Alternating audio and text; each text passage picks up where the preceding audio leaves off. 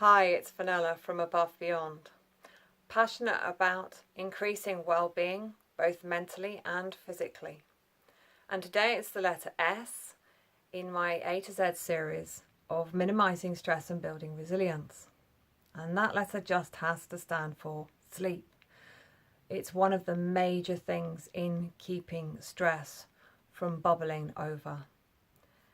So, you know those days when you haven't had enough sleep, when you wake up feeling foggy-headed, and you spend the day maybe being irritable, having difficulty concentrating. Perhaps you aren't able to solve one of the problems at work.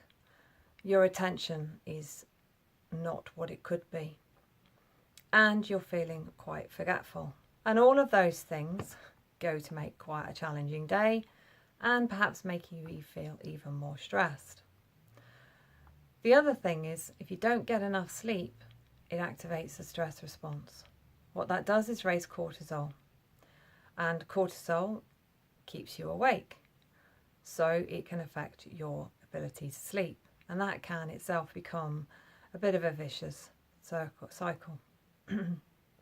So we need 7 to 9 hours sleep a night, and during that time we have 5 sleep cycles. And those consist of REM, rapid eye movement, and deep sleep. And each time you go into the next cycle of sleep, you go into a deeper, deep sleep. And that deeper, deep sleep is when most of the repair goes on and the regeneration. And your brain shrinks 20% when you're asleep. And it's washed with cerebral spinal fluid to remove all the waste proteins and any other toxins. So if you haven't had a decent night's sleep and you wake up foggy-headed, it's because your brain hasn't been cleaned properly. And you know that as you get older, it can be more challenging to get good quality sleep. And lack of good quality sleep has been implicated in Alzheimer's or risk of Alzheimer's. So therefore, it's really important that we do everything we can to get decent sleep. So what can you do? Well, turn off all electronics an hour before you go to bed, dim the lights, prepare yourself for sleep. Possibly have some foods that are going to encourage you to go to sleep. Foods high in tryptophan. You might be able to want to use those during the day. I haven't got time to go into what they are now, but you can look it up on the internet. And creating a room that's slightly cooler. Really block out all the lights, so get a good set of curtains or wear an eye mask, and if it's noisy, wear some earplugs.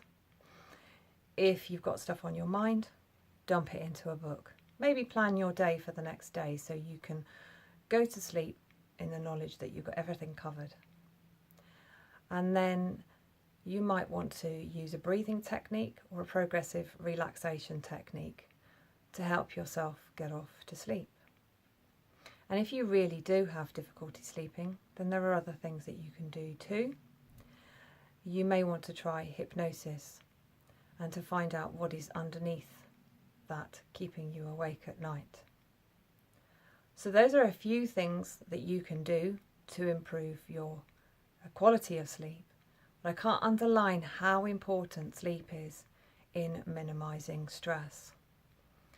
And by minimising stress and getting good quality sleep, you'll wake up refreshed and you'll have the ability to deal with all those things that might challenge your resilience.